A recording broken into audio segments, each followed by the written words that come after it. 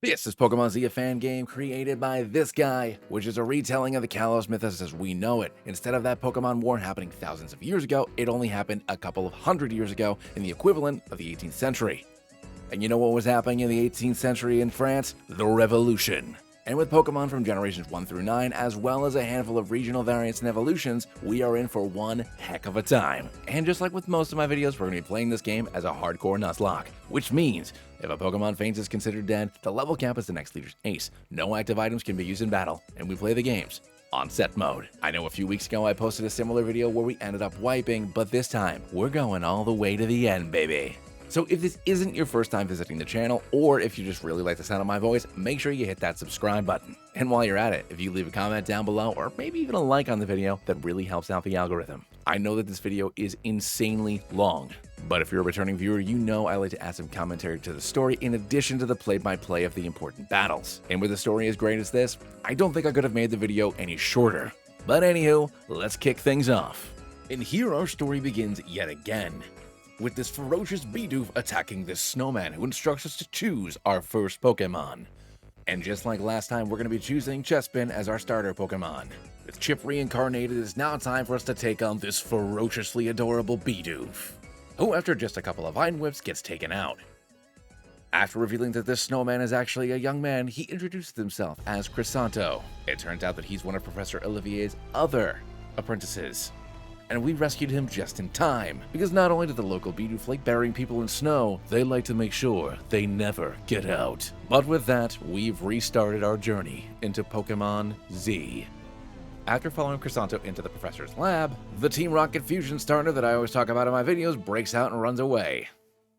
And here we're introduced to Professor Leah Olivier, who seems completely uninterested in the fact that she just created life. What's more important is that Cristiano chooses his starter Pokemon and that we have a battle to prove that we're ready to go on a journey to do stuff. And with Crisanto choosing his starter Pokemon, it's now time for us to take him on in our first rival battle. He starts off by sending in Froakie and we send in Chip. The Froakie fires off a Bummel, doing a little bit of damage to us and lowering our speed, but we're already slower. He then goes to pound it out, and after 2 Vine Whips, we take down this frog, defeating Crisanto. After our battle, the professor lets us know that we need to go pick up her third and final apprentice over at her house in the nearby town. Look at all these Pokemon go, they sure are giving it all to stomp those grapes. It's a pleasure to watch. I wonder if they could stomp on me sometime. Oh! Over on Route 1, we're gonna grab ourselves a Scatterbug, who we're gonna nickname Flutter. And over in Vinyl Town, we're gonna grab ourselves a Marill, who we're gonna nickname Peekaboo. And while grinding up a little bit, Flutter is going to evolve into a Sweeper. After making our way to Mustache Merlot's house, we're introduced to our third and final partner on this journey, Melia. And now it's time for the professor to explain to us exactly what's going on. The 3 of us are to take part in something called the Poke Tour, where young trainers from around Kalos challenge the 12 regents. And after defeating all 12 regents, they gain an audience with the king where they can ask for one wish, as long as it's humanly possible for them to fulfill that wish. She lets us know that our first challenge is against Canola and instructs us on how to get there. And after giving us our Pokedex, she gives us a swift kick in the butt and it's time to move on. In Mustache Merlot's catacomb basement, we're gonna grab ourselves a Rattata, who we're gonna nickname Cheese. Over on Route 2, we run into Crisanto and Melia as she is hopelessly trying to capture this Flabébé. But here's where she reveals her first really cool secret. She doesn't need Pokeballs to capture Pokemon. All she has to do is waggle her sparkle fingers and they come a-running. And now that she's tamed this Flabébé successfully, she challenges us to our second rival battle. Or first rival battle? I don't know, she sent in Flabébé first. And we're sending Chip in. Going for a Vine Whip, we score a massive hit as it returns a Vine Whip, doing effectively nothing. And after just one more hit, we take it down. Next up comes her Fennekin, so we're gonna swap out, sending in Peekaboo as she goes for an Ember. She fires off another Ember, and we can go for a Water Gun, doing some pretty great damage. Then following up with a Tackle, we can grab the KO, defeating Melia. And after narrowly escaping death by axe, Melia and Crisanto move on. Over on Route 2, we're going to grab ourselves a Ninaran. And welcome back to the team, Bob. And over in the Grisaille Cave, we're going to grab ourselves a Zubat, who we're going to nickname Astarion. In Grisaille City, we find ourselves a Rance, who we're going to nickname Melody. After getting to Grisaille City, we meet Canola, the first of the 12 regions we have to face off against. But before we can challenge her for our first badge, she needs our help. Recently, there's been a bunch of Pokemon going missing from the city, and she needs some help investigating the situation. And just in case we don't know, a Frou-Frou looks like a dog. After finally reaching the end of Route 3, we find these two people in spiffy outfits sporting Plague Doctor masks, so they're definitely a part of this pre-industrial alchemical-based evil team. After the battle ends, we see a mysterious cleric dressed like he's a part of Assassin's Creed, with an Absol. Could this be some sort of bad omen? At the end of Route 3, we make our way to Acrylic Town, where we find the missing Frou-Frou. But it seems incredibly aggressive as it tackles both of us away. And not even the power of Melia's Sparkle Fingers are enough. And we need to do something about this doggo quick. As the Frou-Frou seems to power down with whatever's been going on with it, it looks sick. And this is where the Assassin's Creed looking cleric and his totally good luck bringing Absol come to check things out. He introduces himself as Mira, and he has been tracking down the movements of Team Azoth. He lets us know that Team Azoth kidnaps Pokemon to experiment on them. They claim it's for the betterment of mankind and Pokemon, but what they're doing is monstrous. The amount of suffering imposed on this Pokemon is incurable, and there's only one solution remaining. He asks us to turn around, and his Absol knows what it must do. I know I like to make a lot of jokes, but there's no joke here. Over in Acrylic Town, we're going to grab ourselves a Galarian Zigzagoon, who we're going to nickname Hooligan. Welcome back to the team. And now it's time for us to finally take on Canola for our first gym challenge. Canola starts off by sending in a Krogunk, and we send in a Astarion. The Krogunk goes for a Sucker Punch, which is going to do a heck of a lot more than I'd like, as we do a huge amount of damage with a Wing Attack. After Canola heals up with a Super Potion, we can go for another Wing Attack, bringing it down to the red. And a second one takes it down.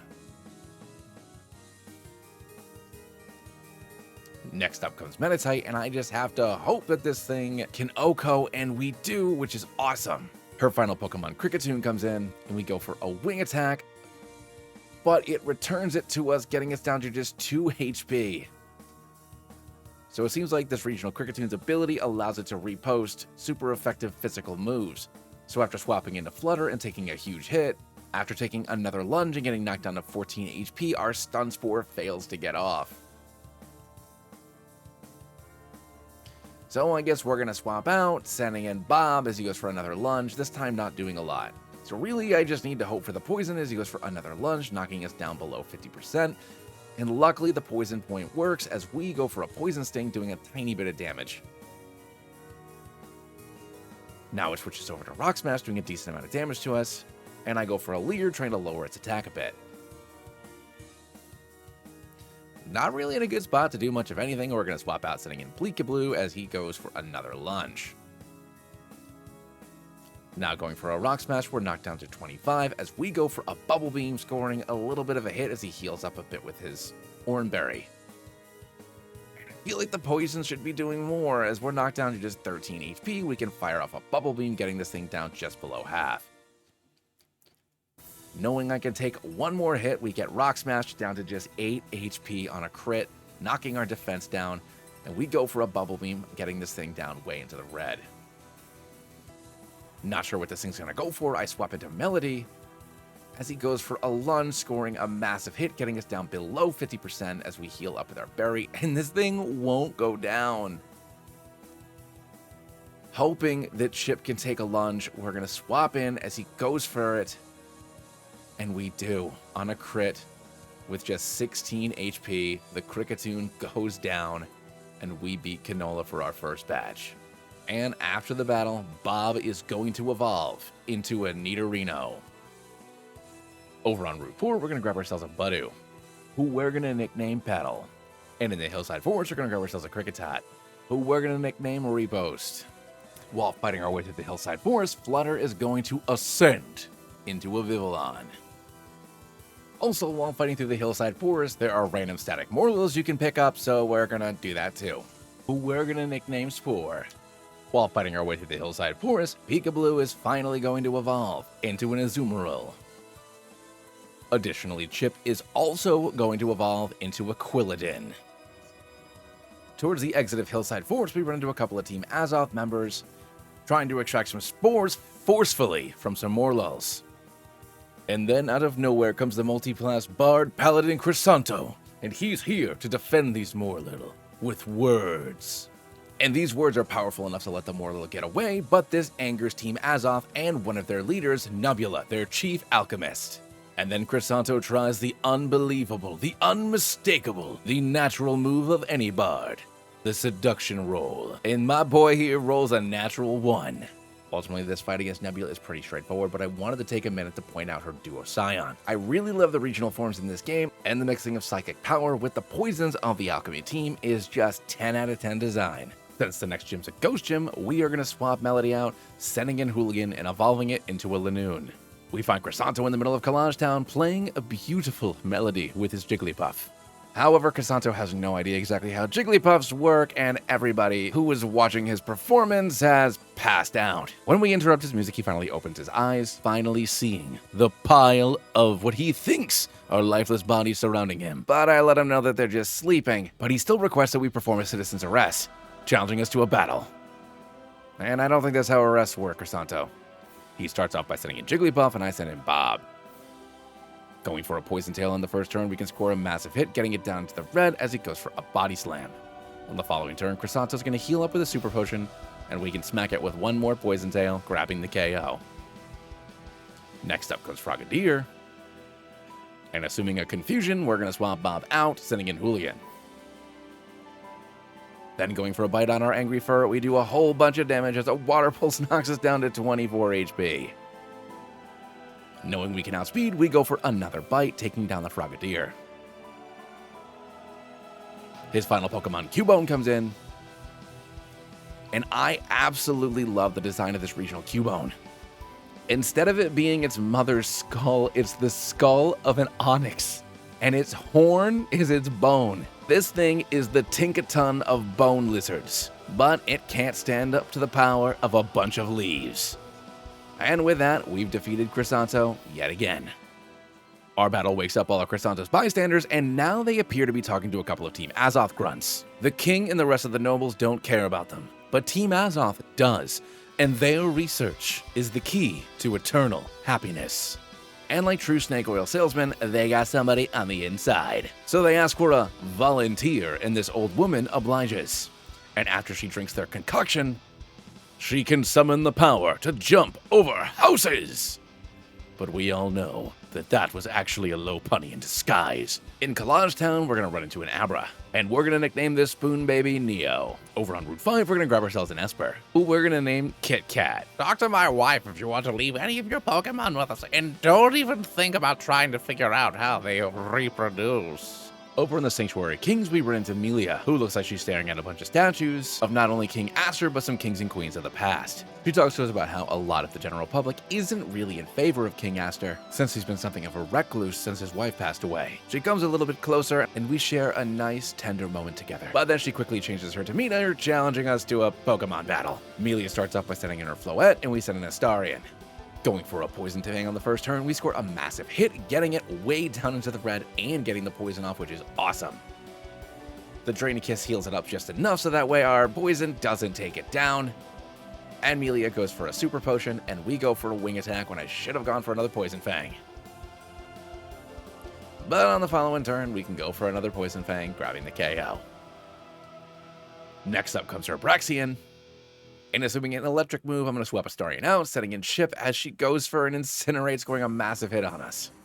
This time we're going to swap Chip out, setting in Peekaboo as she goes for another Incinerate. She then goes for a Nuzzle, scoring a critical hit, doing some massive damage, which also paralyzes us, but we can break through with an Aqua Tail, grabbing the Oko. Her final Pokemon, Munna, comes in. And I'm going to swap Peekaboo out, sending in Hooligan as she goes for a Shockwave. Hooligan then goes for a bite, scoring a massive hit, getting her down to about 25%, as another Shockwave comes in, getting us to about 50. But one more bite secures the KO, and we defeat Melia. And after the battle, Astarion is going to evolve into a big ol' Golbat mouth. After the battle, we hear what appears to be a small child screaming, and when we go to investigate, we see that it's actually this old man. He's falling off his go-goat and has twisted his ankle. Amelia then has her Floette use Wish on the old man, and then we have to wait a couple seconds for the heal to activate. And as a reward, he invites us to a fancy party at his fancy house. In the Sanctuary of Kings, we're going to grab ourselves a Pawnyard, who we're going to name Meek. In Oil City, we're going to grab ourselves a Cottony, who we're going to nickname Dandelion. After running around for like literally 45 minutes, Astarion evolves into a Crobat.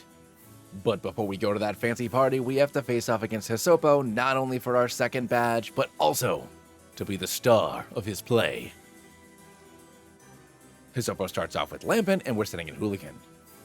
Knowing this thing has an Eviolite, I'm going to go for a Thief on the first turn, doing just under 50%, stealing that Eviolite as he fires off a Mystical Fire, which is going to crit. But we can go for a Bite on the following turn, grabbing ourselves the KO. Out next comes Mischievous, and we're going to swap Hooligan out, sending in Bob as he goes for a Draining Kiss. He's then going to fire off an Icy Wind, which is going to lower our already low speed, and we're going to go for a Poison Tail, barely doing anything. The Mischievous goes for a Shadow Ball on the following turn, getting us down to just 4 HP, and then we score a massive hit, getting him down pretty low. And just when I think Hisopo is going to go for a heal, he goes for a Smoochy Kiss, KOing Bob. I'm going to send Astarion in as Hisopo now uses that Super Potion I thought he was going to use last time, and we can go for a Poison Fang, doing just over 50%. And on the following turn, one more Poison Fang grabs the KO.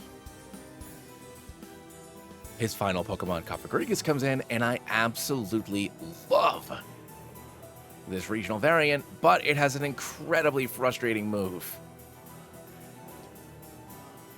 Going for a Bite on the first turn, we're going to take just a little bit of damage from this thing's Iron Barbs. And then it's going to set up a Pharaoh Prison, which is essentially a Gyro Ball that also wraps you. So safe to say, if I don't start scoring some big hits, Astarion's going to be going down too. And just like that, we've lost our second Pokemon of this battle.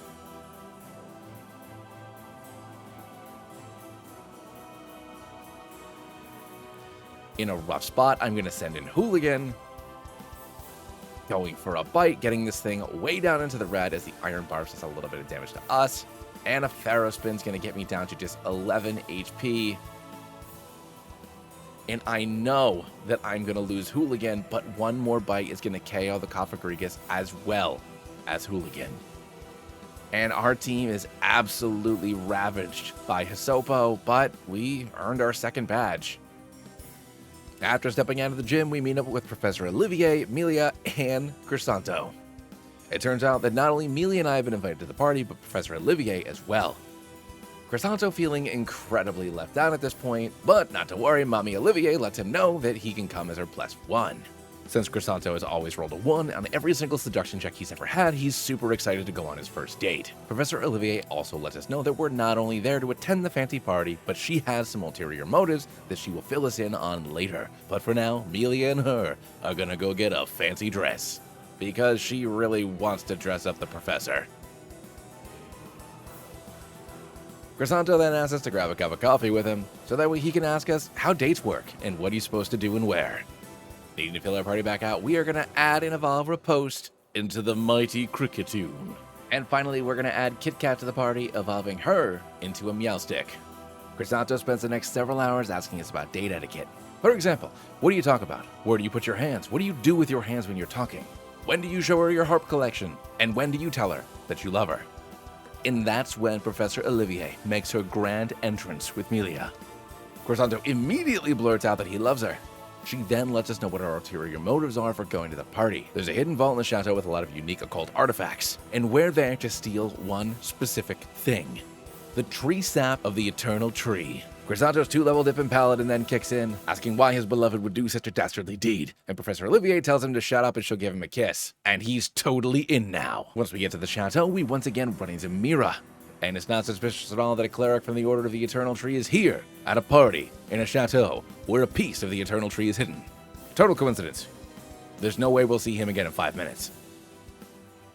At this very fancy party at a very familiar-looking chateau, we are introduced to the richest man in all of Kalos. And with his beautiful, luxurious silver hair in decadently red robe, you might suspect him to be a certain vampire. He introduces himself as Lanto, and as he gets eerily close to us, we get lost in his beautiful golden eyes. Sato then thanks Lanto because it's through his philanthropic ventures that he was able to attend his Pokemon Academy in the first place. Lanto then asks if perhaps he's studied sports, because he has a very athletic constitution. Also, while attending this fancy party, we're going to run into a ducklet, who we're going to nickname Turbo. As the party carries on, I see absolutely nothing suspicious about Lanto and how rare he likes his steak. Turbo then asks us to join him on stage because apparently we're starring in his play, despite the fact that we absolutely failed our audition. And this is where we learn the legend of the Eternal Tree. King Malvo, otherwise known as the Shadow King, wished to conquer the powers of the Eternal Tree and extend his life to become the first Eternal King. It seemed as though no one would be able to stop him. Hisopo then explains that it is because of the 12 region houses coming together that they were able to dispose of King Malvo, but not before the Eternal Tree was destroyed, and the Golden City was darkened forever. And then the 3 legendary Pokemon, Xerneas, Yveltal, and Zygarde appeared, the stewards of life, of death, and of balance. But as quickly as they had shown themselves, they vanished. And I'm just going to throw it out there, these costumes remind me a lot of in Dragon Ball Z, where we see the retelling of the Cell games during the World Martial Arts Tournament. But now that the sun has gone down, our search for the missing library vault can begin.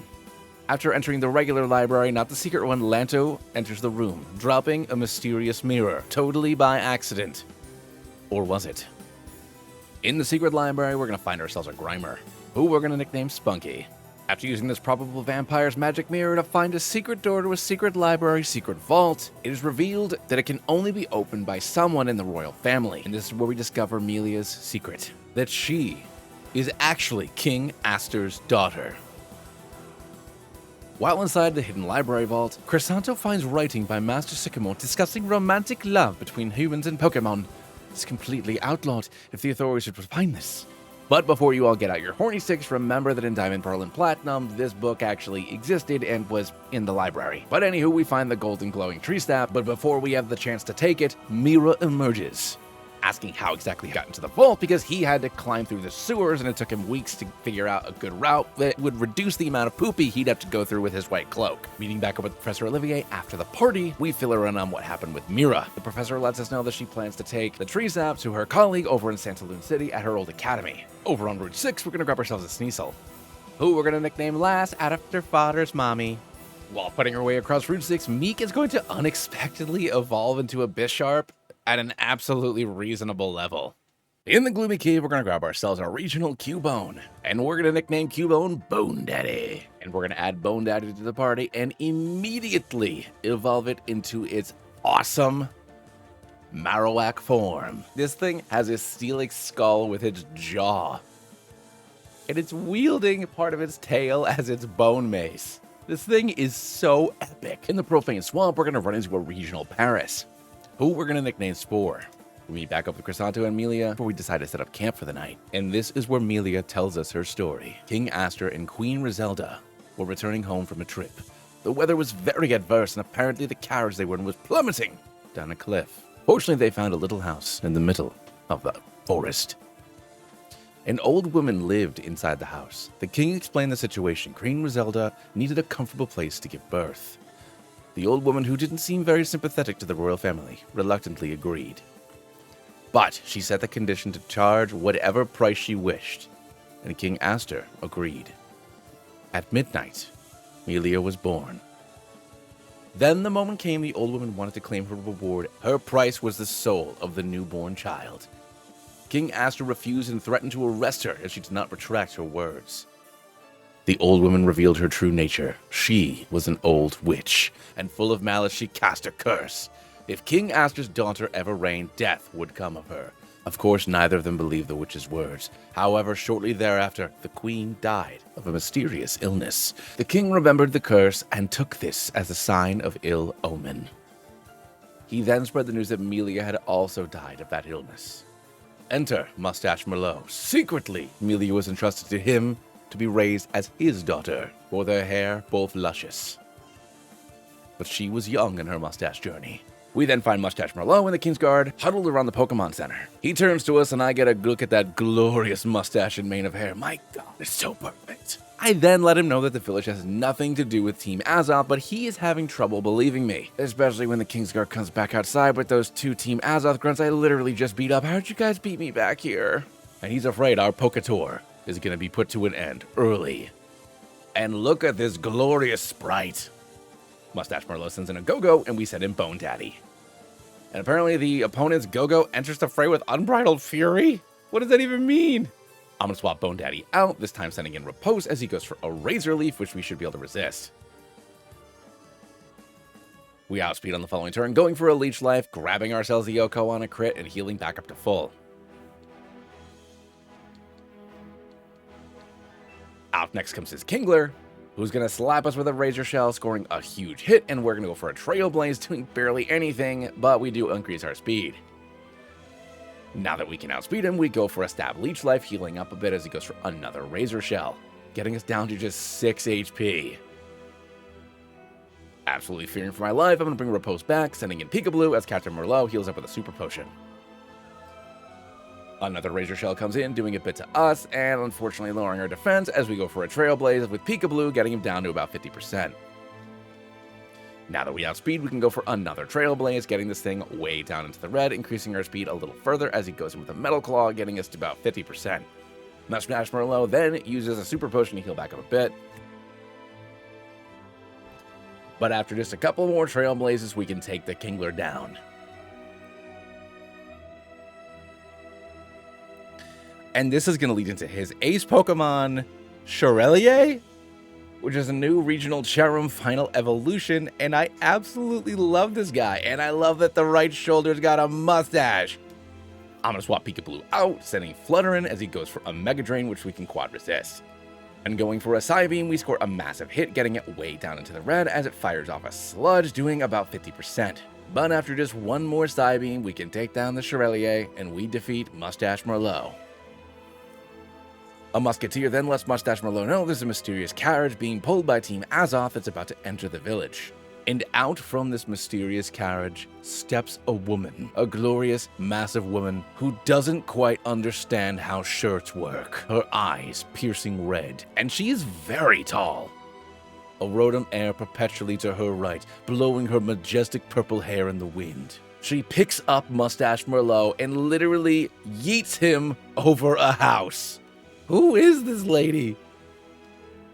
And as quickly as she had come, she left, and along with her, Team Azoth.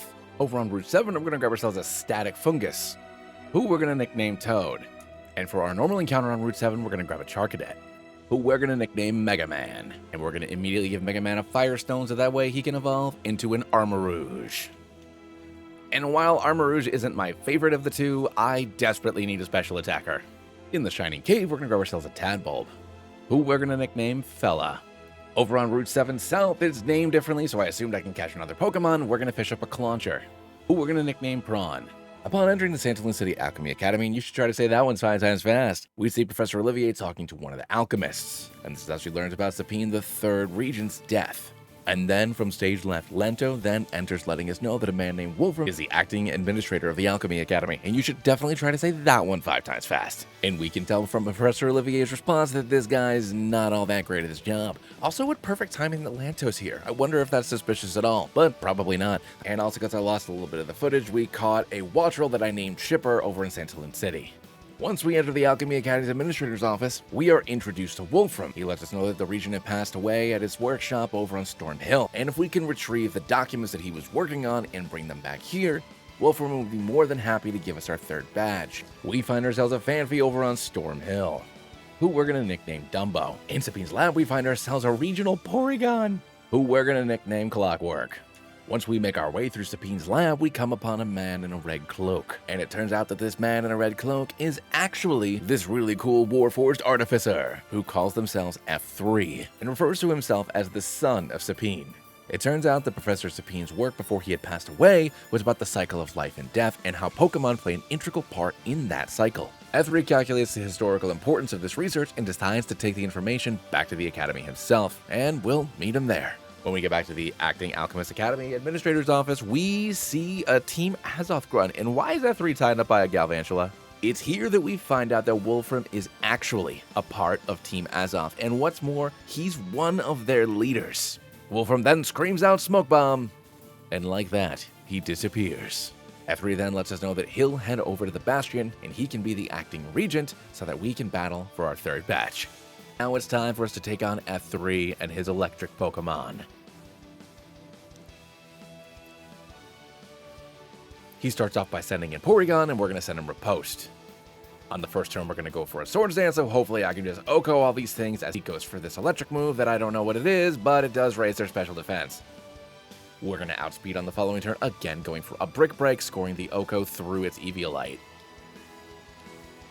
Next out comes his Ace Porygon Z, who I know has Lava Plume, but I was really hoping I'd outspeed, and we stay up on just 6 HP. And we fight through the burn to get a crit, KOing the Porygon Z instantly. Riposte, you beautiful bastard. May you rest in peace. We're going to send in Meek, and he's going to send in Porygon 2. And I absolutely love the designs on these little fellas. We're going to outspeed, going for a Brick Break, scoring a pretty big hit, getting him to 50% as the Porygon 2 fires off a Tri-Attack that crits and unfortunately freezes us.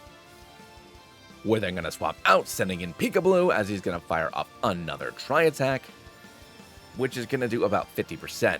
Now, expecting him to use an electric move, we're going to swap into Bone Daddy, and he doesn't. He just goes for another Tri-Attack, which okie dokie, and it scores a crit doing over 50% and freezing. So I guess we'll swap out again, this time sending in Chip as he uses a Hyper Potion. The Porygon fires off another Tri-Attack, doing even more than he did before, and he burns us. So with only one healthy Pokemon remaining, we're going to send in Mega Man as he fires off a Signal Beam, doing about 30%. And we're going to go for a Mystical Fire, so we can lower its special attack just a bit as he fires off another Tri-Attack. In an effort to continue to lower a special attack, we're going to fire off another Mystical Fire, hoping that we can stay up, and we do just barely. As a third Mystical Fire gets this thing down so low I can't even see it. And unfortunately, Mega Man goes down too. Left with only Peekaboo, he uses his second Hyper Potion, which I didn't realize he had, as we go for an Aqua Jet, barely doing anything. Then outspeeding, we go for a Brick Break on the following turn, getting him way down into the red as he fires off another Tri-Attack, which crits and lands us at just 1 HP. But one more Brick Break KOs the Porygon, and we defeat F3, but at the loss of 2 of our members. Needing to rebuild our team first, we're going to add Spunky and immediately evolve it into a Muck. And then also adding Clockwork into the party, it's going to evolve immediately into a Porygon 2. Over on Route 8, we're going to grab ourselves a Munna, who we're nicknaming Dreamer. Just outside of Chateau Lanto, we see Crisanto and his newly evolved Wigglytuff playing beautiful music together, Pokemon gathered round. As far as the eye can see, his Wigglytuff then notices us, so they stop playing their music. And Crisanto then decides to challenge us to a follow-up battle to see how far he's come as a trainer. Crisanto starts off by sending in his Wigglytuff, and we're sending in Spunky. Going for a Sludge Wave, we do just over 50%, which is pretty great considering we are not a special attacker, and I get fired off with an Icy Wind. Wigglytuff then goes for a Hyper Voice, and we can go for one more Sludge Wave, KOing the Wigglytuff. Next out comes his Marowak, and assuming a ground move, I'm going to swap out, sending in Peekaboo as he goes for a Steel move instead. On the following turn, he goes for a Rock Tomb, lowering our already horrible speed, and we're going to go for a Brick Break, scoring a massive hit, doing about 60%. He's then going to go for another Farlanza, and we're going to go for one more Brick Break, grabbing the KO. Next up comes his Frogadier, and we're going to pivot, this time sending in Meek. He tries to go for a Psybeam, which obviously doesn't do anything, and then follows up for an Ice Punch, but because we go second, Assurance scores a double hit, grabbing the KO. His final Pokemon, Sliggoo, comes in, and we do about 30% as he fires off a Dragon Breath, and manages to get the paralysis off. On the following turn, he goes for a Rain Dance, and we go for another Assurance, knocking him way down into the red. Crisanto then uses another Hyper Potion, and I really wish he would hit me so my Assurance could do double damage. There we go, he goes for a Mud Shot, getting you down to about 50%, which obviously is going to activate our Defiant, so a Defiant boosted Assurance is still not enough for an Oko. Crisanto then uses his second Hyper Potion, as this time we go for a Brick Break, scoring a crit and grabbing the Oko. And we defeat Crisanto. Lanto then appears again from stage left, as he often does. And I'm beginning to wonder if Crisanto planned on us doing this battle outside his house on purpose because he wants Senpai to notice him so badly. Lanto, giving Crisanto exactly what he wants, invites us inside and let us know that Professor Olivier is already here, so it must be such wonderful luck that we arrived just in time. After entering the lavish dining room at Chateau Lanto, Crisanto and I see that Professor Olivier is nowhere to be found. Lanto then corrects himself, saying, "Oh, sorry, she was just here. But if you'll excuse me, I need to leave. Now, for reasons, drink your wine." And just before Crisanto can take a sip of that wine, we see a Team Azoth grunt disappear into the wall. And what on earth could be going on here, I wonder? And after solving Lanto's wine puzzle, Crisanto and I come upon Nebula yet again. And it appears as though her and Team Azoth have stolen the Eternal Tree Sap. And for some reason, Crisanto, still not understanding what's going on. I wonder if he actually did get enthralled, because he just seems like a silly little boy here. Nebula then reveals that Lanto has been funding Team Azoth this entire time, and he's one of their top leaders. And now we get to see the fruit of their labors finally come to fruition. This random Team Azoth grunt activates their machine, which directs the life from the Slowpoke into the Perish Psyduck, creating the first Zombduck, a new type of Pokemon. And now that we know their secret, we can never be allowed to leave. Nebula starts off by sending in Victory Bell and Bronzong, and we're going to send in Wigglytuff and Spunky. Victory Bell fires off a Sludge Bomb, doing a massive amount of damage and critting Wigglytuff, KOing it instantly. And I'm going to go for a Fire Punch on the Victory Bell, scoring a pretty big hit, and it has a Lychee Berry. And unfortunately, Bronzong is going to use Sand Headbutt on us, getting us to below 50%. We're then going to swap out into Meek as he swaps into Weavile. The Weavile then goes for a Feint Attack on his Frogadier, immediately KOing it. And we're going to go for a quad effective Brick Break on the Weavile, grabbing ourselves the Oko. Bronzong then goes for a Gyro Ball, doing basically nothing to us as Victory Bell comes back in, and so does Sliggoo. The Victory Bell fires off a Sludge Bomb against the Sliggoo, managing to pick the poison up, and Crisanto is just getting like the real bad end of the stick here as we go for an Assurance, getting the Bronzong down really low, and now the Victory Bell's in the red as well as the Sliggoo gets confused. But I guess I also don't really have a problem with Crisanto tanking for me as we take down the Victory Bell. And Sliggoo punches itself in the face, and then gets KO'd by Zen Headbutt. Her final Pokemon, Renucleus, comes in, and I guess Crisanto's out of Pokemon as we take down the Bronzong. A Shadow Punch does effectively nothing to us, and we can fire back with an Assurance, doing a good amount of damage, taking it down to about 30%, but apparently this thing's got a Rocky Helmet. And going for one more Assurance, we can KO the Renucleus, and we went from losing 3 Pokemon in this fight last time to a flawless victory. Thanks, Crisanto. With Nebula defeated, she sees no point in staying here, so she just, leaves. As we enter Lanto's throne room, we see Professor Olivier being hung on the wall. And if the hair, the coat, the desire for eternal youth, and the literal vampires didn't solidify the fact that this man was a vampire, I think hanging the professor on the wall probably does it. But he verifies Crisanto's deepest fears, that he has been funding Team Azoth. Alka then enters the room, proceeding by Lanto's side, her Rotom air blowing her glorious hair into the wind. Still not exactly sure how shirts work. She demands that Lanto take Professor Olivier down from the wall, and they tell us their grand plan. is to end the cycle of life in death forever. Nothing new born, nothing existing dying. A perpetual state of, as they see, perfection. This is them being totally good, normal people, because everybody living right now is probably the best people that there'll ever be. And Lanto challenges us to a battle. And let's see if we can win this time. Lanto starts off by sending in his Frostlass, and we're sending in Peekaboo. My goal here is to try to get as fast as humanly possible and then outgo these things, so we're going to go for a Trailblaze on the first turn, doing about a quarter. The Frostlass is unfortunately still faster than me, you silly goose, but I'm going to go for a Play Rough on the following turn, getting this thing down super low as Lanto uses his first Hyper Potion. Going for another Trailblaze, we're going to do a little bit less than we did the first time, and now we outspeed on the third turn, getting it down to about 50%. Now with 3 layers of spikes down, we go for a Play Ref, grabbing the KO on the Frostlass. Guard of War comes in next. And since Fairy doesn't resist Fairy, we go for another Play Rough, getting it down super low as she goes for a Calm Mind.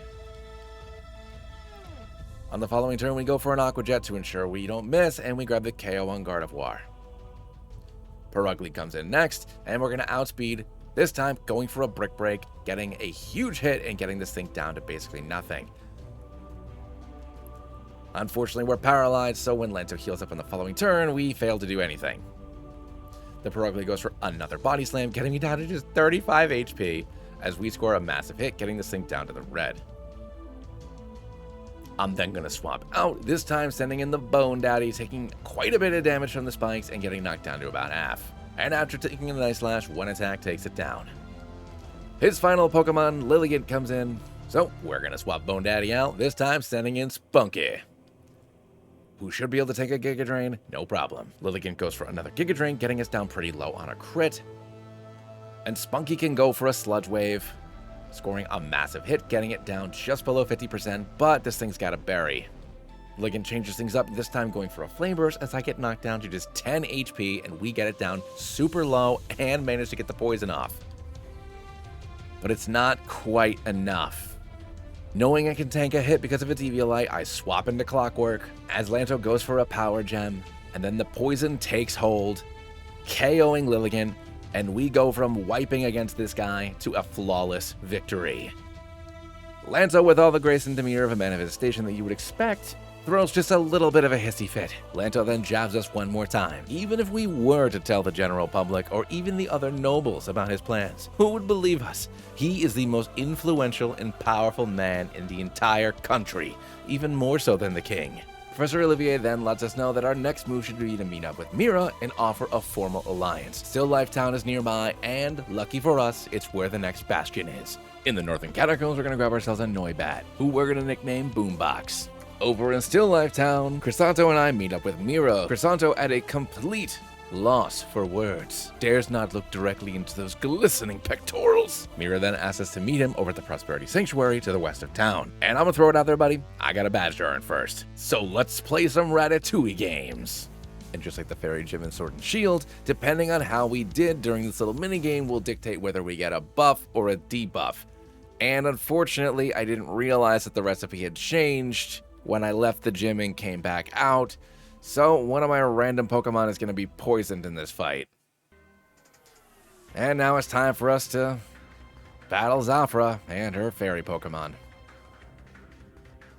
She starts off with Dash Pun, and I'm sending in Spunky, who's somehow poisoned. Going for a Body Press on the first turn, she does a little bit of damage to us as a Sludge Wave comes in doing a good amount to her. Zafra's then going to use her first Hyper Potion, and we're going to go for a Sludge Wave again, scoring another big hit.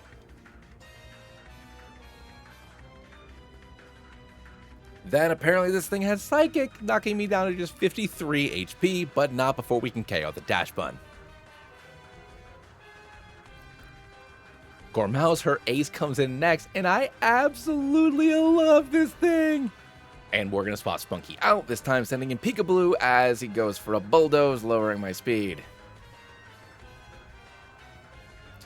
Then going for a Body Slam, it's going to score a massive hit, getting me down to just 32 HP as a Brick Break does nothing to this thing.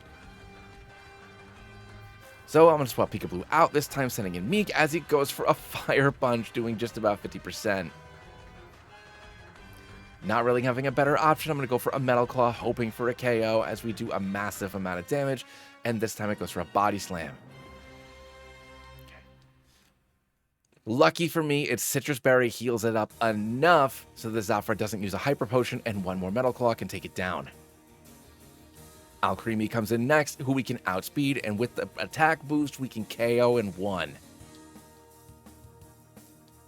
Her final Pokemon, Vanillix, comes in, and while I unfortunately don't outspeed it, I managed to stay up at just 4 HP, but then we miss. So sending in Clockwork, because I don't really have another option here, she goes for another Aurora Beam, and unfortunately freezes my little Porygon. Then she's going to set up a Light Screen, and we're going to, through the freeze, go for a Recover. Oh, it suffers cold damage. Oh, so freeze is different in this game. A Dazzling Gleam is going to score a crit, getting me down to about 50%, as effectively nothing happens except raising my special defense. Now with my special defense raise, a Dazzling Gleam does basically nothing to me, and we're going to spend the next couple of turns healing back up. Now what's really neat about this Porygon move is it constantly charges me up, making my next electric move more powerful, but it reapplies the charge when I use it, so I can just kind of keep on buffing myself, but I'm doing basically nothing to this thing. And I'm wondering if that has to do with the freeze, or is this thing's special defense just like completely insane? Zafra then uses her next Hyper Potion after we go back and forth for a little while, and I'm going to start healing back up with Recover as well.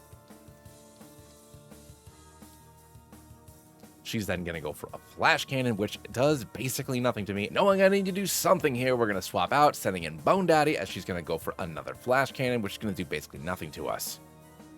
And I know I have to risk an Aurora Beam, and I stay up with just 35 HP as a quad super effective Ferrolanza takes down her fourth and final Pokemon, and we defeat Zafra and her Ratatouille mice. For completing a bunch of the Musketeer quests, we're rewarded with a Tyrogue, who we're going to nickname Mac.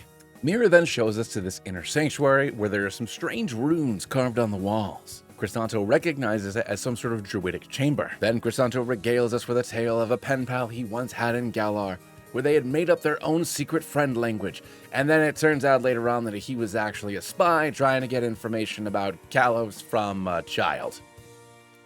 But that's besides the point. He should be able to decipher the runes and translate them so we can understand what they say. And once we head inside, past all the partially mummified druids, we see another mural on the wall. The inscription reads, "Life, death, and balance. He who unites the three powers can bring forth a great flower of light that will rival the eternal tree. The mortal who commits such an affront will face the wrath of Arotusk, the eternity Pokemon, for only to him do the three powers belong." And just in the nick of time, the mummified druids all wake up and attack us. When we get out of there, Mira lets us know that he believes that he can trust us to help him take care of Team Azoth and save Kalos. Mira says that there's one final thing before our alliance is solidified, and that is a Pokemon battle, and he'll meet us back in Still Life Town. And now it's time for us to battle against Mira. He starts off with Mawile, and we send in Spunky. We're going to start trying to stack minimizes to hopefully avoid the oncoming damage as we get to +4 and he connects with a Fire Punch. Now that we're at +6, he goes for a Thunder Punch and ultimately misses. And even though we've been intimidated, we score a massive crit with a Fire Punch, getting him down pretty low. And then a second one's going to get him way down into the red, but not before Mira heals up with a Hyper Potion. But we're just going to keep on throwing Fire Fists away as somehow he hits us with a Player Up, but even on a crit, it does barely anything as he uses his second Hyper Potion. And after we keep on throwing a couple of Fire Fists, he manages to connect with us once, but not before we take him down. His next Pokemon in is going to be Kadabra, and it starts stacking Calm Minds. For some stupid reason, I go for a Sludge Wave, doing only about a quarter, before we change things up and go for an Ice Punch, getting it way down into the red. And after it fortunately misses the Psychic, we can take it down. Next up comes Melodic, and it hits us with a Dragon Pulse, doing a little bit of damage as we effectively do nothing to it, but fortunately our Poison Point gets the point. Going for a Sludge Wave now, we can get it down to about half, As it continues to just take a little bit more damage from the poison, we go for another sludge wave, getting it down into the red. And after we go back and forth for a couple more turns, we take it down. His final Pokemon, Absol, comes in. And after missing us with an Ice Slash, I go for an Ice Punch, and fortunately, we get the poison off with our Poison Touch. And after trading a bunch of misses back and forth, we can eventually take down the Absol as well, and I do love when cheese actually works in our favor, and we defeat Mira. Over on Route 9, we're gonna grab ourselves a Chunky Chunk, who we're gonna nickname Piggy. I'm gonna catch myself an extra Miss Piggy over on Route 9, so that way we can trade it away for a Lickitung, who we're gonna nickname Vor. And while fighting our way across Route 9, Chip is finally going to evolve into his new Z form of Chestnut. And this dude has a freaking musket he just whips out. And his signature moves not only has a high critical hit ratio, but it also is super effective against flying types. And to go along with his new slender form, he's been turned into a super fast physical attacker. Just check this dude out, and I have super luck. Let's go. Additionally, Meek is also going to evolve into his final form of a King Gambit. At the end of Route 9, we approach this incredibly strange ferryman who asks us for 2 silver coins, which we just so happen to have. But before we can hop on this boat, the princess comes along looking for a free ride. But I know not to fall for her tricks or for her sparkle fingers. But she says she missed us. Did you truly? Wait, hold on, we're battling? Amelia starts off by sending in her Floette, and we're sending in Spunky. Going for a Sludge Wave on the first turn, we score a pretty decent hit, doing about 50% as she goes for a Charm. And while that's incredibly unfortunate for my other 2 moves, it doesn't really matter with Sludge Wave, as a crit takes the Floette down. Up next comes Braxian. Anywho, we're going to swap out, sending in Bone Daddy as he goes for his Zen Headbutt. Thanks to my Quick Claw, we luckily get to go first, and a quad-effective Bulldoze grabs ourselves the Yoko. Up next comes her Eevee, and our Quick Claw activates again as Faralanza goes first, doing a pretty good amount of damage as the Eevee fires off a Shadow Ball. 3 in a row on the Quick Claw as another Faralanza grabs ourselves the KO on the Eevee, which is going to lead into Mershana, her final Pokemon. Which is going to be the perfect opportunity for us to showcase Meek's new evolutionary form as she fires off a Signal Beam. Now going for an Assurance, we score a massive hit, bringing it way down into the red, but apparently this thing has a Rocky Helmet and then fires off another Signal Beam. Amelia then uses her first Super Potion, and we're going to go for another Assurance, getting it way down into the red again, but now the Rocky Helmet's got me in a precarious position. So just to be safe, we're going to swap out, sending in Clockwork. Amelia then uses a second Hyper Potion, and we're going to go for our Electric Charge attack, that way we can raise up our special defense, and unfortunately it uses Psyshock. But I guess it doesn't really matter, because we're going to go for a Signal Beam on the following turn, getting it down pretty low as it goes for an Energy Ball, which is going to really help us resist with that crit. And one more Signal Beam takes down our 4th and final Pokemon, and we defeat Amelia. After the battle, Amelia wants us to catch her up on what's been going on, because she wasn't there for any of the Lanto stuff. She was too busy hanging out with her not dad. And then the second freeloader shows himself. I'm the one that earned the silver coins, but I guess we can all go on the boat and we can fill Amelia in on what's been going on since last we hung out with her. After Crisanto fills Amelia in on everything that's been going on, she cannot believe that after everything, Lanto was a bad guy. And then suddenly we see this weird old floating lady that looks a lot like the one Amelia was talking about who cursed her when she was a baby, so she jumps into the river. And over on Route 10, we're going to grab ourselves a Rhyhorn, who we're going to name Ryder. In the hotel in Amberit Town, there's a guy that'll transform your Pokemon into its exotic form, and another that'll transform it back to its common form. So, we change Spunk into an Alolan Muck. In Leviathan Fort, we meet back up with Melia, Mustache Merlot, and King Aster. They're discussing potential battle plans with what sounds like a war with Unova. He then asks what Melia's doing here and asks if she needs any advice on defeating any of the Regent Lords. Melia insists that we have information that's of the utmost importance about a potential upcoming revolution, but Mustache Merlot says that everything's in hand and he's already told the king all about Team Azoth. But what the king doesn't know is that the revolution has already come. After descending into the cave, we find ourselves upon a dead end, and the rebel forces have cornered us. Left with no other options, King Aster begs us to surrender and allow the rebels to take him. And he steps forward, but then, with a wave of power and a cool superhero landing, Alka. Her Rotom air blowing her glorious hair in the wind, still not 100% understanding how shirts work. The rebels call her name in unison. Alka regrets not meeting the king under better circumstances, because she believes that he is a gentle and kind man. But his weakness has caused great injustices that she cannot overlook. Everyone, humans and Pokemon, we all have to die someday, whether we're ready or not. Except me. I'll never die, because my plan makes sure it's not possible. And then she summons these fossils out of the wall. And Alka, showing that she has the power over life and death, sends these two fossil Pokemon to attack. And we have to face off against Alka. In a, you're definitely supposed to lose this battle, as she sends in 2 level 100 Pokemon up against us. But her power soon fades and the 2 fossil Pokemon disperse, leaving her completely drained. And on the other side of the impassable wall, so impassable my tiny little dynamite can't do anything, this Go-Goat of Mustache Merlots bonks through the wall, no problem. And we find our escape. And thank God everybody's alive, so that's scripted into the game. Welcome to my domain. You stand before the one and only Riddle King. And he rewards us for something called a regal wig? And it says it belonged to an important noble but would suit a Pokemon better? And I think this is how you get the regional Eevee in this game, but I guess we'll find out later if I can grab an Eevee.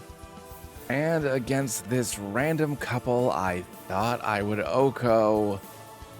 Bone Daddy gets taken out. And to replace our Marowak, we're going to add Boombox into the party and evolve it right away into a Noivern. While fishing over on Route 11, we're going to grab ourselves a regional Wailmer, who we're going to nickname Goodyear. And then while fighting against this legendary swordsman, our Porygon also goes down to this Ceruledge. I need to start paying better attention to these non-boss battles. And the same thing with Meek when I think that I'll be able to tank one hit. And with Pika-Blue also going down, I might wipe against this guy until Chip delivers the final blow with a bite. And I just lost half my team against this random Espino guy. Your services better be worth it in Acrylic Town. Oh, cool. I can buy berries from you. First thing we're going to do is add Prawn to the party and evolve it into a Clawitzer. Next up is going to come Chipper, who we're also going to evolve immediately into a Kilowattrel. Once I lost a bet and tried to look under a Gardevoir's dress. I remember seeing an explosion of colors and then waking up 20 kilometers away with a massive headache. This is the most exciting story of my life. I know it's not much, but what's yours? Okay, so apparently I lost the footage up until this point, so I'll give a brief rundown. We went to the Bastion where that regent was being robbed by pirates. We beat up a couple of pirates. Then Captain Loto reveals himself to the world. He steals everything of value, including the gym badges. The regent then gets super upset as to why we didn't stop him in the first place, and I'm pretty sure she's supposed to be the one who's in charge of this town, but whatever, I guess. So we head over to their pirate ships, solve a couple of puzzles, and now it's time for us to face off against Loto and his pirate Pokemon. Loto starts off by sending in Honchkrow and Clawitzer, and we're going to send in Chip and Chipper. Now my plan here is to double into the Clawitzer because I know it has a life orb boosted Ice Beam, which will absolutely annihilate both of my Pokemon. So Chipper's going to Volt Switch out, doing some massive damage, and then Chip's going to follow up with a Spine Shot, grabbing the KO. Honchkrow goes for a Heat Wave, and luckily it misses Chip as Wailord comes in. Chip is then going to go for a Snipe Shot on the Wailord, scoring a massive hit, grabbing the Oko. And then Bean is going to go for a Drill Peck on Chip, scoring a massive hit, bringing him way down into the red, as Bean fires off a Hyper Voice, doing a lot of damage in return. Whiscash comes in, and then we're going to swap out, sending in Chipper as Loto uses his first Super Potion. And then the Whiscash is going to use a Protect, as Bean goes for a Hyper Voice, doing some decent damage to the Honchkrow. Chipper is then going to Volt Switch out, KOing the Honchkrow.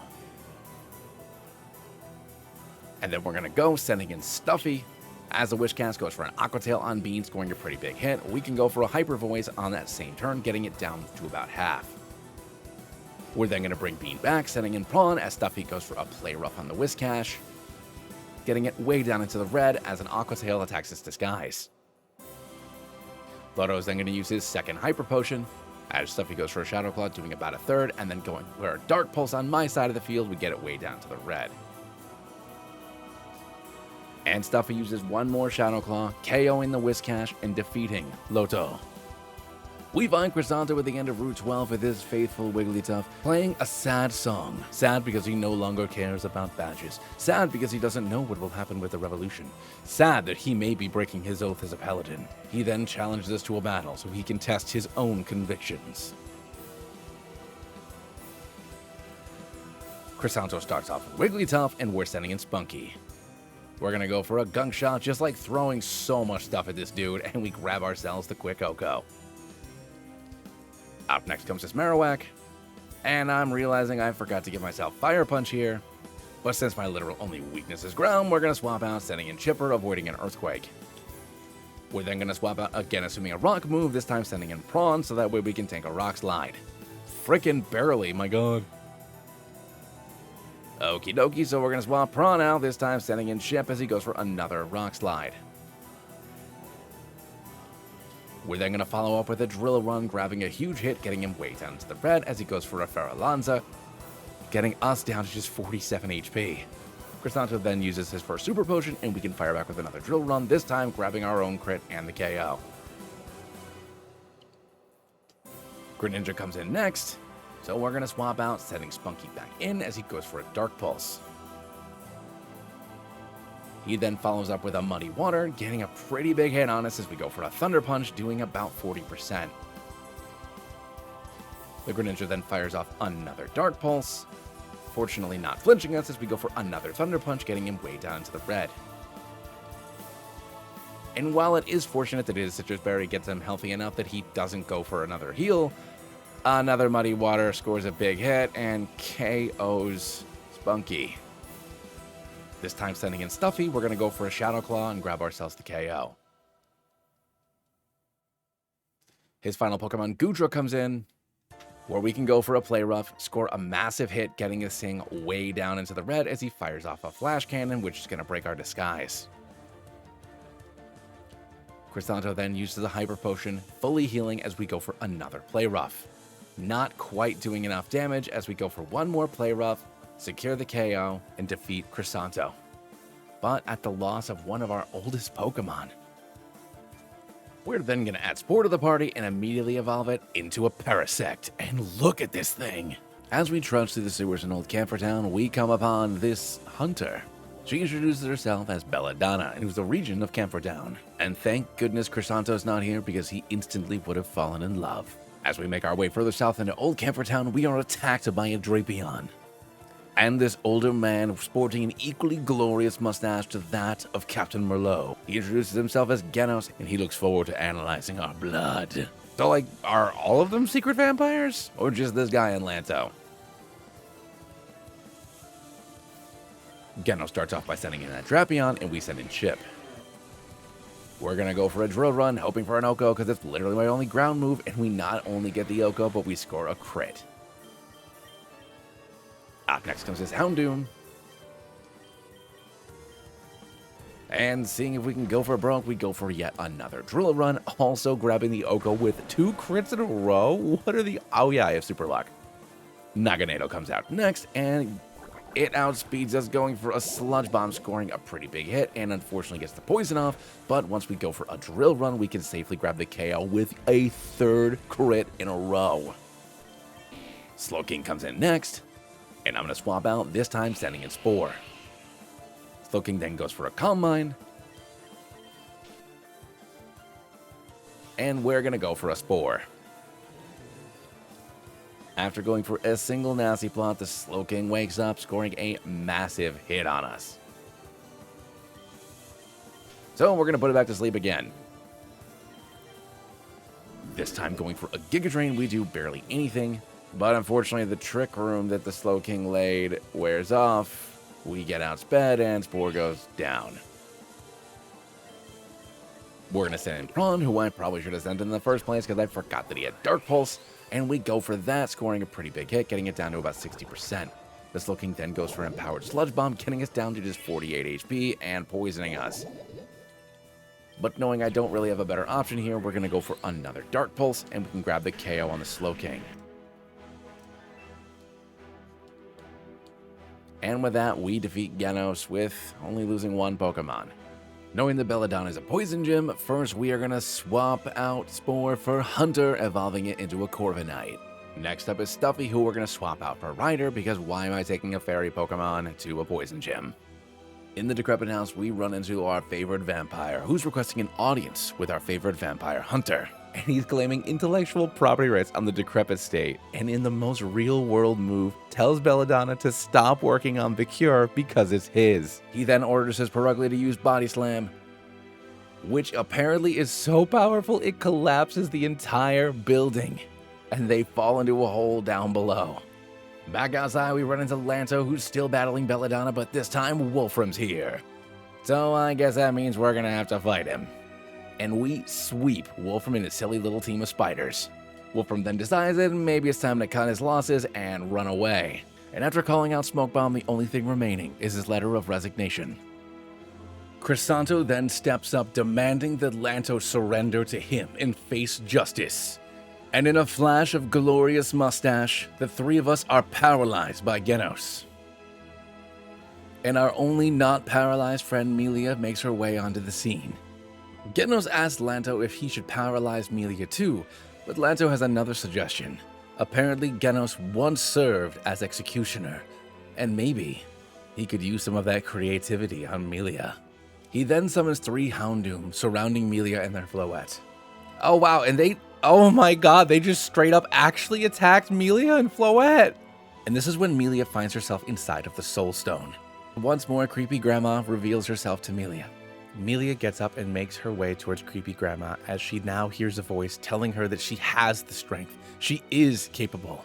Don't just do it for yourself. Do it for your Pokemon. With renewed resolve, Melia vows to not give up. And she chooses to live, dispelling the witch. And it somehow heals her? And then the voice materializes, showing Melia's mother, the late Queen Roselda. And she is so proud of the brave woman that her daughter has become. As Melia continues to doubt herself, her mother reassures her that she has inherited her strength and skill in her father's wisdom and kindness.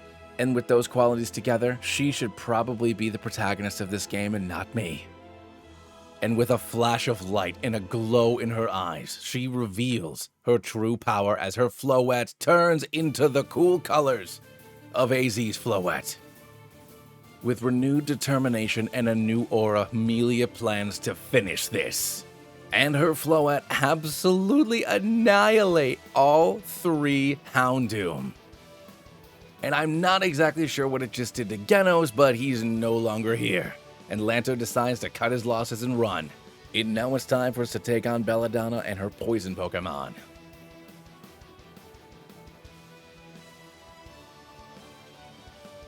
She starts off by sending in Glamora, and we're sending in Prawn. Knowing this thing has an air balloon, we're sending Prawn in first, so that way we can go for our water attack, grabbing ourselves the Oko, and fortunately not getting poisoned by the Sludge Bomb. Her next Pokemon in is going to be Crobat. So we're going to swap Prawn out, setting in Ryder as she goes for a Flying Gem boosted Acrobatics, but it's obviously not going to do anything to Ryder. From here, it's going to go for a Heat Wave, doing effectively nothing, and we're going to go for a Strength, scoring a massive hit and the Oko. But unfortunately, this is going to lower our defenses. But fortunately, we have an Eviolite, so they're still higher than they should be. Tentacruel comes in next. And assuming a Water move, we're going to swap out, sending in Chipper as she goes for an Ice Beam, getting us down to just 16 HP.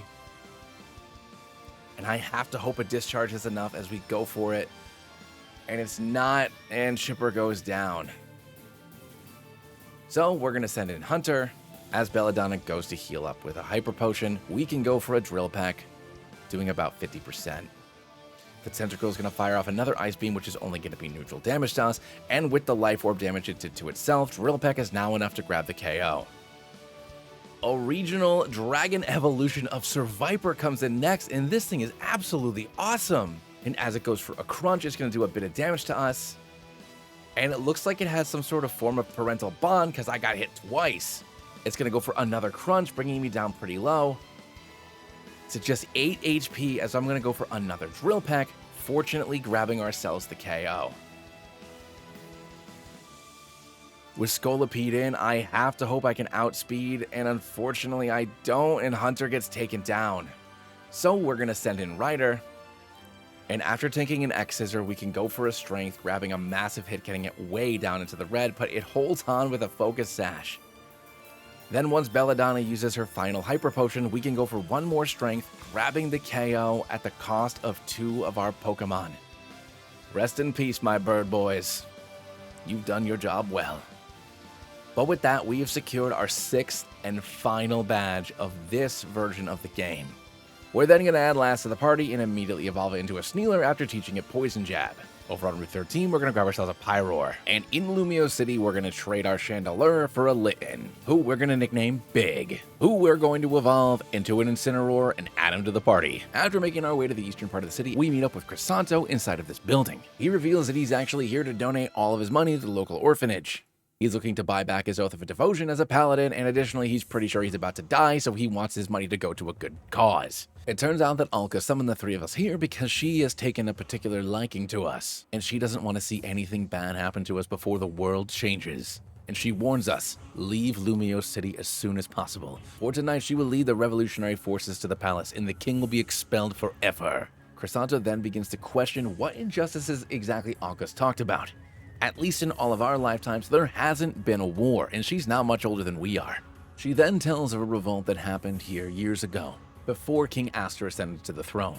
Melia's grandfather used artillery Pokemon to completely bombard this side of the city, destroying everyone. After being surrounded by so much death, she never wants anyone to experience that ever again. The cycle of life and death is a curse, and I will do whatever it takes to free everyone from it. But all the warning did was strengthen Melia's resolve. She's going to meet up with Mustache Merlot and her father and help save the kingdom. Crisanto then knows that we won't choose sides because all we really care about is badges. But he and Mira plan on sneaking into Lumio's palace. Once inside the palace, we can make our own decisions, but he pleads with us to meet up with the 2 of them. As we make our way through the palace, we eventually run into Lanto. And with the hope of so much bloodshed, there's no way he'd miss the main event. He wants to be here for the front row. And now that he's completed his training with Lady Alka, his power level is ascended to that of over 9,000. And he challenges us to a battle. Lanto starts off by sending in Frostlass, and we're sending in our Lass. It goes for an Ice Beam on the first turn, which does a lot more damage than I anticipated it would as we go for a Swords Dance. It then goes to put a layer of spikes down, and we can go for a +2 knockoff, grabbing ourselves the Yoko. Next up comes his Gardevoir, and risking it for the biscuit, I'm going to go for a +2 Poison Jab, and we can also grab the Yoko on it. Next in comes his Lopunny, who I assume we can outspeed, and I'm right as we go for a close combat, and we can grab the KO on it as well. Purugly comes in next, and this thing is deceptively fast as a Body Slam KOs Lass. I know Purugly is fast, but I thought Snealer was faster. So we're going to send in Ryder, who can take a little bit of damage from the spikes. We take a couple of hits from a few Body Slams, but after 2 body presses, we can eventually take it down. His final Pokemon Lilligant comes in, and afraid of a grass move, I'm going to swap out, sending in Big. And I call it right as she goes for a Giga Drain, doing barely anything. After firing off a Flame Burst and getting a crit, it knocks us just below half, and we're going to go for a Darkest Lariat, doing just under 50%. On the following turn, the Lilligant goes for a Quiver Dance, and this is going to be our opportunity to go for another Darkest Lariat. This time, rolling a little bit higher, critting and KOing. And we defeat Lanto, but unfortunately, we've lost another Pokemon right before the endgame. And he says that even without his Pokemon, he'll manage as he draws a blade. In what kind of gutless, spineless man fights with weapons? They should be fighting with Pokemon. And then he lashes out at Crisanto, who grabs him by the wrist in the ultimate power move. And I am quite certain that Crisanto just staked the crap out of Lanto. But anywho, we gotta make our way to the secret chamber to stop Alka. Alright, with our EVs and IVs as good as we can get them, let's take a look at our final team before we face off against the 4 High Knights of King Malvo. First up is Excalibur the Aegis Slash, with Night Slash, Swords Dance, King Shield, and Sacred Sword. Next up is going to be Boombox the Noivern, with Boom Burst, Dragon Pulse, Hurricane, and Roost. Then we have Bean the Royleon, with Hyper Voice, Dark Pulse, Psy Shock, and Dragon Hidden Power. Then we have Fella the Bellybolt, with Parabolic Charge, Hidden Power Fire, Slack Off, and Surf. Mothra the Volcarona, with Heat Wave, Silver Wind, Hidden Power Dragon, and Quiver Dance. And finally, Petal the Venusaur, with Leech Seed, Giga Drain, Sludge Bomb, and Synthesis. And our first challenge is going to be up against Narciso. He starts off by setting in Gengar, and we're setting in Excalibur. But my handy dandy boss guide lets me know that this thing isn't a Gengar, it's a dirty Zodic trick. And unfortunately, after the first Dark Pulse, we're flinched, so we need to use another King Shield to avoid ourselves a Flamethrower. The Zoroark then goes for another Dark Pulse, getting us down super low as we change into our Blade form, going for a Sacred Sword. And we don't KO it because it has a Focus Sash. Now, assuming a Flamethrower, we're going to swap out, setting in Mothra, as he can go ahead and do that to us. It's then going to hit us with the Dark Pulse as we go for a Quiver Dance on the following turn. Now that we're faster, we're going to go for a second Quiver Dance to get our defenses up even higher, as the Zoroark goes for another Dark Pulse. And honestly, at this point, I kind of just need to keep doing it, so we're going to go for yet another Quiver Dance, as the Zoroark goes for another Dark Pulse. Now, hoping we've stacked up enough, we're going to go for a Heat Wave on the Zoroark. Next out comes his real Gengar, and we're going to go for another Heat Wave, and it should be enough to take out the Gengar.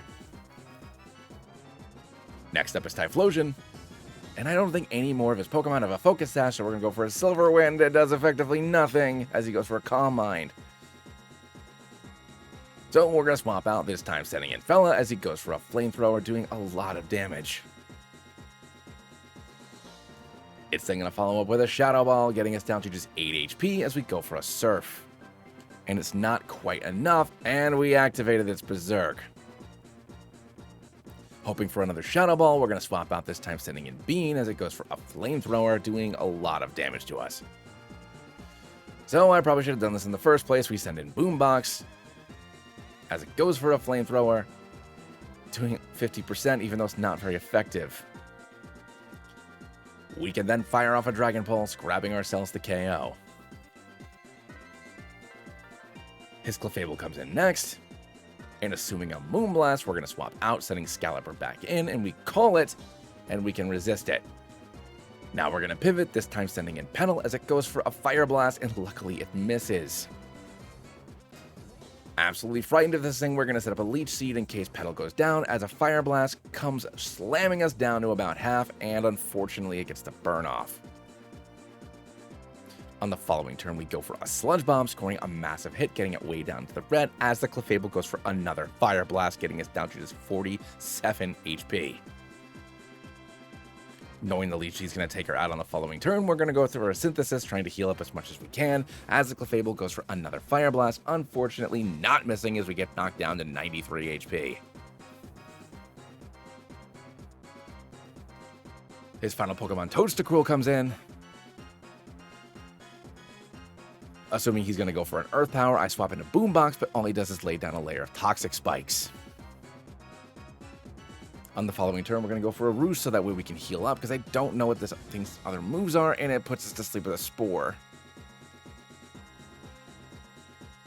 It continues to lay down more Toxic Spikes as we continue to sleep. It switches things up, going for a Giga Drain, but it does barely anything to our Boombox. Once we wake up, we go for a Hurricane, and it misses. So we're just going to go for a Boom Burst instead on the following turn, doing about a third to it, and it's going to red card us out, sending in Mothra, who's going to get poisoned. But with its red card gone, it can't really do anything else to Boombox, so we're going to swap it in as it tries to go for an Earth Power this time. On the following turn, our lens actually works as we land a Hurricane, KOing it instantly and defeating Narciso. After defeating Narciso, he fades away, and we can step into the past to see the history of this place and the palace. King Malvo summoned us to raid the inside of the Eternal Tree. The goal was to capture one of the 3 legendary Pokemon, but Tilio reveals that he captured a strange-looking Pokemon that nobody had ever seen before. But King Malva was expecting one of the 3 legendary Pokemon. When Queen Malva goes to discipline Tilio, it transforms into a very, very beautiful man. And the mysterious man was taken captive. And for our second challenge, it's time for us to take on High Knight Tilio. He starts off with Turtonator, and we're sending in Bean. We're going to go for a Hidden Power Dragon on the first turn, scoring a massive hit, and we luckily Oko the thing. Next up comes Cloyster. Our Quick Claw allows us to go first as we go for a Stab Hyper Voice, and we can get this thing down to its Focus Sash no problem as it sets up a Shell Smash. But we get lucky with another Quick Claw proc, but it does go for an Ice Shard, scoring a pretty decent hit, but ultimately it's gonna go down. Next up comes Bastiodon, and I know that this thing has Metal Burst, so we're gonna try to avoid it as best we can. First thing we're gonna do to break it sturdy is go for a Night Slash, which is gonna do barely anything to it, as it then goes for a Rock Slide, which we can take no problem. And then with its sturdy broken, we go for a Sacred Sword, grabbing the KO. Next out comes Sylveon, and hoping it's going to go for a Shadow Ball, we're going to swap out, sending Beam back in, but it goes for a Psyshock instead. Then we can fire back with a Hyper Voice, doing about a third, as it goes for a Hyper Voice of its own, getting us down to just 62 HP. So we're going to swap out, this time sending in Petal, as it goes for another Hyper Voice, which we should be able to resist. Then going for a Sludge Bomb, we can pick up the KO on the Sylveon.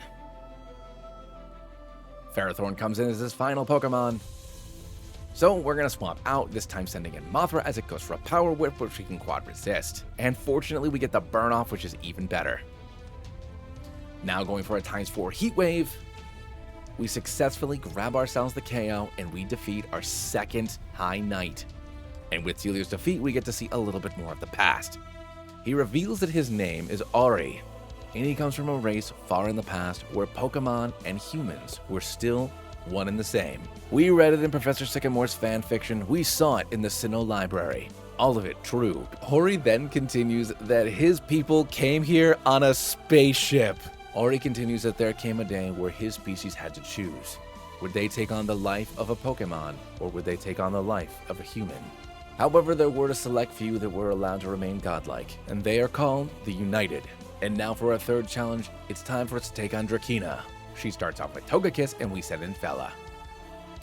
The Togekiss goes for a Flamethrower on the first turn, doing a decent amount of damage, and we fire back with a Parabolic Charge, and thanks to our big root, we heal all the way back up. After her Citrus Berry gets activated, she goes for another Flamethrower, and we can fire off one more Parabolic Charge, grabbing the KO and healing back up to full. Next out comes Gliscor, and assuming an Earthquake, we're going to swap out, sending in Boombox as it goes for an X-Scissor. Going for a Boom Burst, we do just over 50% as it goes for a Skydrop, doing a little bit of damage to us. But fortunately, one more Boom Burst is enough to take down the Gliscor. Snorlax comes in as our next Pokemon, and assuming an Ice Punch, we're going to swap out, sending in Excalibur, and I call it as this Ice Punch can do barely anything to us. From here, we're going to start stacking up Swords Dances, because other than Crunch, he can't really do anything to me as he goes for another Ice Punch. Now that we're at +4, another Ice Punch comes in, fortunately not freezing us, as we stack up to +6, maxing out our attack. And a Crunch comes in, getting us to about 50%. Now changing to Blade form, we go for a Sacred Sword, and we should be able to quickly Oko the Snorlax. Garganacl comes in as our next Pokemon, and just in case, we're going to go into our Shield form, and it tries to go for an Iron Head on us, which is going to lower its attack. We then outspeed, going for another Sacred Sword, getting this thing down to its sturdy. And that's when the Garganacl goes for Assault Cure, which is going to effectively do nothing to us. She then withdraws Garganacl, sending in Breloom, and we go for a Sacred Sword where we can quickly also grab up the Oko. Garganacl comes back in as her final Pokemon, and one more Sacred Sword takes it down, and we defeat Drakena. And now we get to see our third memory. Narciso and King Malvo come in because the king has one final important question. The king wants to know more about the Eternal Tree. What exactly is it and where does its power come from? While to us, the Eternal Tree looks like, well, a tree. It's actually a spaceship! And inside the Eternal Tree, there is an energy artifact capable of modifying the laws of reality. This artifact was used upon our arrival to establish some basic laws in this world. For example, it allowed us to establish a functioning cycle of life and death. I myself built the energy artifact, for I am a great alchemist. And in ultimate fantasy logic, even though this guy built a spaceship, he still calls himself an alchemist. The king then orders that Ori write down the plans precisely on how he created the Eternal Tree's energy source. Ori retorts that that type of technology isn't something that humanity should have for another 500 years or so. But he thinks it's not only bold but hilarious that the king wants it now, so he writes down the plans. And now it's time for us to take on the fourth and final High Knight, Queen Malva. She starts off with Zangoose and we send in Excalibur. On the first turn, we both go for a Swords Dance, doubling our attack. And assuming a knockoff, we're going to go for a King Shield on the following turn as we call it. And now that the Zangoose is only at +1, a knockoff is going to do about 50%, and we can go for a Sacred Sword, grabbing the Oko. Chandelure comes in as her next Pokemon. And assuming a Shadow Ball, we're going to swap out, sending in Bean as she goes for a Flamethrower. On the following turn, it goes for another Flamethrower, getting us down to just 71, but we can fire back with a Dark Pulse, grabbing the Oko. Next up comes her Alakazam, so we're going to swap out, sending in Mothra as it goes for an Energy Ball, which we can Quad Resist. It then goes for a Psyshock, doing about a third, as we go for a Quiver Dance, stacking up a bit. And after going for a second Quiver Dance, it uses the Shadow Ball, doing basically nothing. Then we can go for a Stab Super Effective Silver Wind, hoping for the Omni Boost. Which we don't get, but we do grab the Oko as Haxorus comes in next. At +2, we're going to go for another Silver Wind, and we can get the Haxorus down to effectively nothing as it goes for a Dragon Dance. But we can still outspeed, going for one more Silver Wind, grabbing the KO. And this time, we do get the Omni Boost. Nice! Drapion comes in as our final Pokemon. And we're going to go for a Stab +3 Heat Wave, and we finally defeated all 4 High Knights. Ori asked the king if his alchemist had been able to decipher his plans yet, reiterating that ultimately it was a futile effort as civilization would need to progress at least 500 years before they'd be able to understand the plans. Ori then says that when he finally leaves the palace, he thinks he'll make a few changes to the Eternal Tree. Why do humans need to exist? The world would be perfect if there were only Pokemon. He then comments that even if this was the wrong decision, he could simply create more humans, and that their individual lives are, well, insignificant. It's then at that moment when faced with the destruction of humanity, King Malvo charges. Ori then reminds Malvo that he will not die so easily, but Malvo, on the other hand, is immortal, and his reign will soon end. Malvo then led an assault onto the Eternal Tree to take control of it for himself, but in failing to understand the mechanics, ended up destroying it. With the secrets of the past revealed, one final door opens. And after we enter that door, we see that there's a big old book back there. And it appears as though these are the instructions that Ori had written down all those years ago. Mira asks if we uncovered any secrets, but flashes of red light. It's Alka, and shortly thereafter, her and her Grimmsnarl descend down the stairs. The Rotom air blowing her luscious purple hair in the wind. Our Bellybolt, Absol, and Wigglytuff all come out to meet her Grimmsnarl. The Grimmsnarl then unleashes a Dark Pulse. And just in the nick of time, Wigglytuff brings out a light screen. Absol protects. And Bellybolt can't do a gosh darn thing! My poor fella! Chrysanthe says he'll be back in just a moment, and that the two of us need to hold on. He then orders the Wigglytuff to use Mega Kick on one of the containers of the Eternal Tree Sap, which we now know is Space Gasoline. And not only is she super sticky and probably smells really bad, apparently this version of the sap can inflict a decrepit state on humans as well. And the irony isn't lost on Mira. For the thousands of Pokemon that she caused the disease, now she will suffer. Alka then quickly gets up and runs away, and I wonder if she'll visit a Pokemon Center, because nobody else seems to know that Pokemon Centers can cure this condition except for me. Just in time, the Katamis reunite once again with Melia and her Floette entering the room. Melia then explains that we need to get to the throne room as quickly as possible. And after getting Octazookaed by a random Octillery, Floette uses Moonblast, sending that Octillery and her trainer to the next dimension. But Chrysanto's been hurt! Mira helps Chrysanto to his feet, stating that we need to get to the throne room as quickly as possible, and Melia will cover our exit. And we dropped the book and didn't even notice it. As we enter the throne room, we find King Aster standing over the body of Mustache Merlot. Grisanto adds that he was not only a man of honor and dignity, but also the cultivator of glorious hair all over his body. And while Melius says that there's still time to escape, Aster has already resigned himself to death. But he will not go down alone. There will be no more suffering. Everyone in the palace will fall. And he declares that his Gyarados earthquake, bringing down the entirety of Lumiose Palace.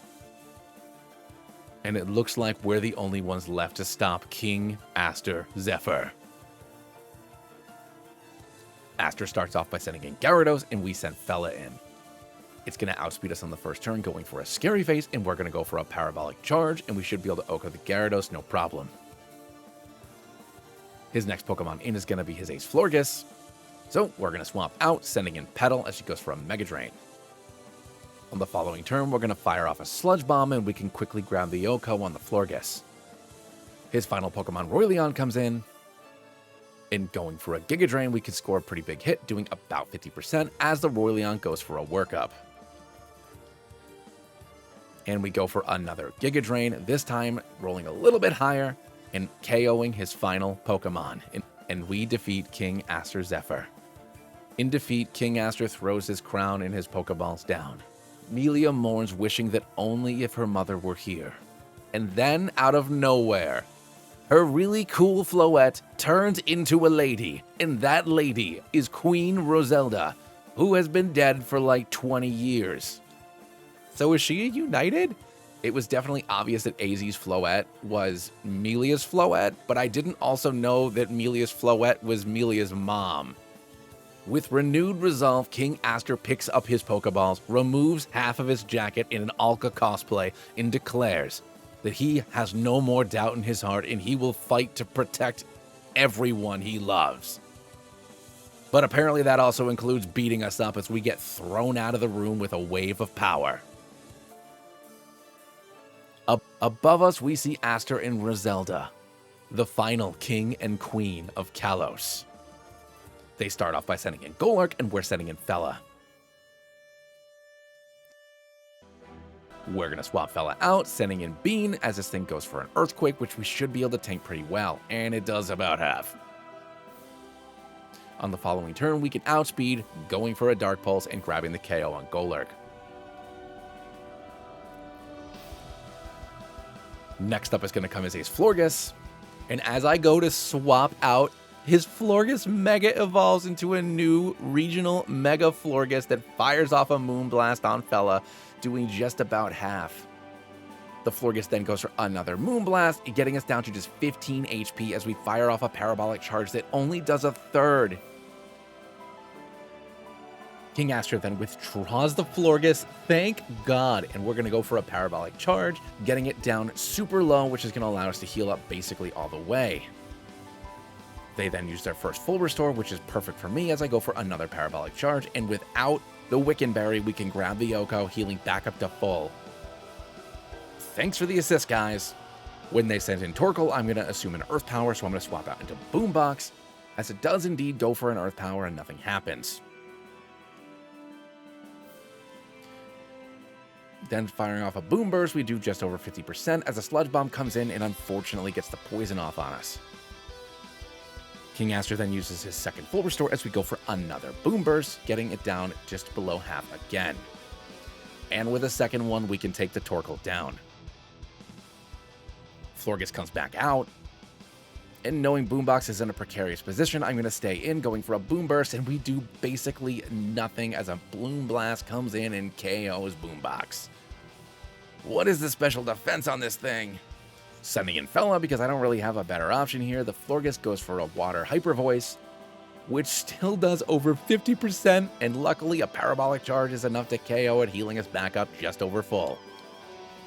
Their Royleon's going to go for a Calm Mind, and once we fire off a Parabolic Charge, we can heal up a bit. I'm then going to swap out, sending in Excalibur as it tries to go for a Hyper Voice, but obviously it can't do anything to me. When I go for a Swords Dance on the following turn, it goes for a Shadow Ball, getting me down to just 69 HP. So assuming another Shadow Ball, we're going to swap into Beam, that way we can avoid it. Our Whirlion is faster than theirs, so we're going to swap into Beam, going for a Hyper Voice, taking this thing way down into the red, but it manages to hit us with a Focus Blast, KOing us instantly. Setting Fella back in, they go for another Hyper Voice, bringing me down to just 37. But then we can take it down with a Parabolic Charge. Sigilyph comes in as their final Pokemon. It goes for an Air Slash, which we managed to stay up on just 11 HP, going for a Parabolic Charge, taking this thing way down into the red and healing back up to almost half. And then after setting up a Reflect, Fella uses one more Parabolic Charge, taking the Sigilyph down. And with that, we defeat King Aster and Queen Roselda.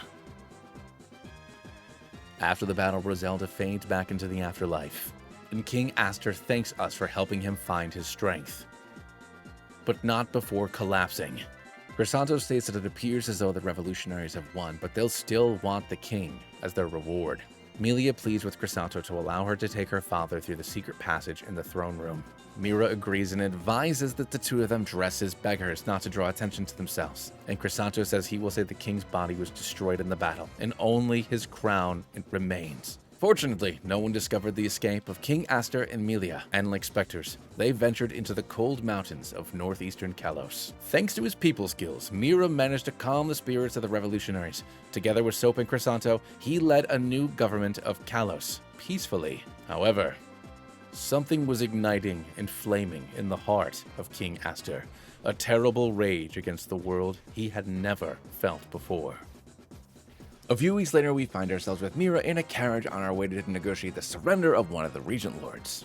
He then thanks us for our successful transition into peace and asks to toast with the finest of Chateau Merlot.